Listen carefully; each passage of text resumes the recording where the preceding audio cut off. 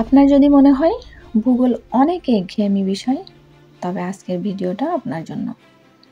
কেননা এই ভিডিওর মাধ্যমে আমরা আপনার সেই একঘেয়েমিটাকে ভুলিয়ে দিতে চলেছি। আপনি কি জানেন চিলি কতটা লম্বা? চিলিকে যদি একটা ব্রিজ হিসেবে ব্যবহার করা হয়, তবে এটি স্পেন ও কানাডাকে আটলান্টিক মহাসাগরের ভিতর থেকে সংযোগ করতে পারবে। উত্তর থেকে দক্ষিণে চিলির দৈর্ঘ্য প্রায় 4300 কিলোমিটার, যা ইউরোপ এবং নর্থ আমেরিকাকে সংযোগ করার জন্য যথেষ্ট।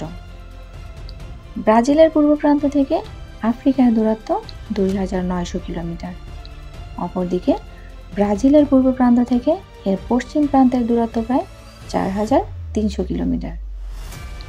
অর্থাৎ এর পূর্ব থেকে পশ্চিমের দূরত্বের থেকেও পূর্ব প্রান্ত থেকে আফ্রিকা কাছে। অপরদিকে ব্রাজিলের সর্ব উত্তরের প্রান্ত থেকে কানাডা যতটা কাছে, এর সর্বদক্ষিণে উত্তর প্রান্ত থেকে সর্বদক্ষিণ প্রান্তের দূরত্ব তার চেয়েও বেশি। আপনি কি জানেন একটি বিশ্বের সবচেয়ে ছোট আন্তর্জাতিক ব্রিজ, এর দৈর্ঘ্য মাত্র 10 ফিট। এর নাম এল মার্কো ব্রিজ, যা স্পেন ও পর্তুগালের মধ্যে অবস্থিত। এটা সীমান্তের ছোট একটা খাল পার হওয়ার জন্য 2008 সালে এটি তৈরি করা হয়েছিল। এরপর এটা বিশ্বের সবচেয়ে ছোট আন্তর্জাতিক ব্রিজের রেকর্ড ধরে রেখেছে। মঙ্গোলিয়ায় মানুষের চেয়ে ঘোড়ার সংখ্যা বেশি। নেদারল্যান্ডে মানুষের চেয়ে সাইকেলের সংখ্যা বেশি। জনসংখ্যা 17 মিলিয়ন, যেখানে সাইকেলের সংখ্যা সেখানে 23 মিলিয়ন। অস্ট্রেলিয়ায় মানুষের চেয়ে ক্যাঙ্গারু বেশি, যেখানে মানুষের সংখ্যা 23 মিলিয়ন অথচ ক্যাঙ্গারুর সংখ্যা 43 মিলিয়ন। আর এদিকে নিউজিল্যান্ডে মানুষের চেয়ে ভেড়ার সংখ্যা বেশি।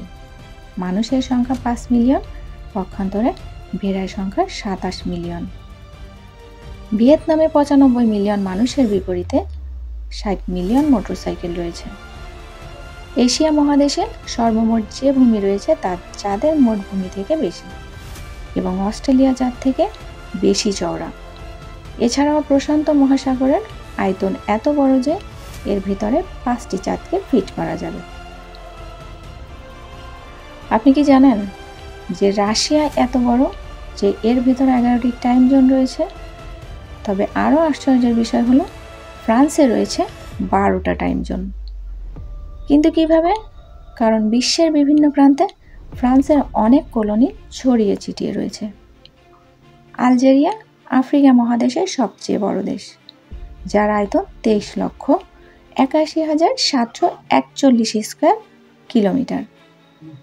তবে এর মাত্র 10 ভাগ ভূমি বসবাসের উপযুক্ত, কারণ পুরো দেশটাই সাহারা মরুভূমির ভিতর থেকে অবস্থিত। বিশ্বের এই 16টি দেশে 1% উপরে হিন্দু জনসংখ্যা, বাকি 179টি দেশে 1% নিচে হিন্দু জনসংখ্যা। এবং সৌদি আরব, নর্থ কোরিয়া, সোমালিয়া, ইয়েমেন এই 4টি বড় দেশে কোনো হিন্দু জনসংখ্যা নেই। প্রায় 17,500 দ্বীপপুঞ্জ নিয়ে গঠিত দেশ হচ্ছে ইন্দোনেশিয়া।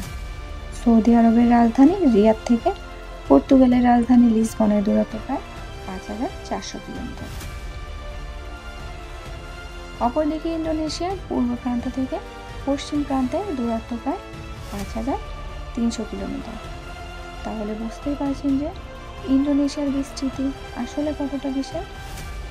প্রতিটি দেশে সাধারণত একটা রাজধানী থাকে, তবে সাউথ আফ্রিকার বেলায় মোট 3টা রাজধানী রয়েছে: প্রেটোরিয়া, কেপ টাউন এবং লুম ফান্টেইন।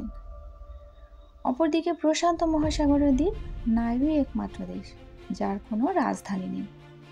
এর আয়তন মাত্র 21 কিলোমিটার আর জনসংখ্যা প্রায় 12,000।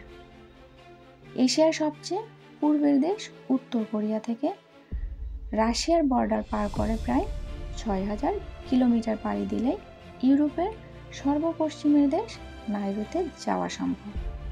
অর্থাৎ যেখানে সোজা যেতে গেলে 8টা দেশ পাড়ি দেওয়া লাগত, সেখানে মাত্র একটা দেশ পাড়ি দিয়ে পূর্ব এশিয়া থেকে পশ্চিম ইউরোপে চলে যাওয়া সম্ভব।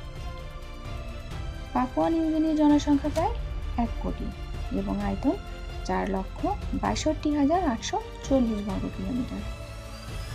এই 1 কোটি জনসংখ্যার জন্য এখানে সর্বমোট 840টি ভাষা রয়েছে, যা এদিকে পৃথিবীর সবচেয়ে বেশি ভাষার দেশ হিসেবে স্বীকৃতি দিয়েছে। এবং দ্বিতীয় দেশের অবস্থানে আছে ইন্দোনেশিয়া, যার মোট ভাষার সংখ্যা 722টি।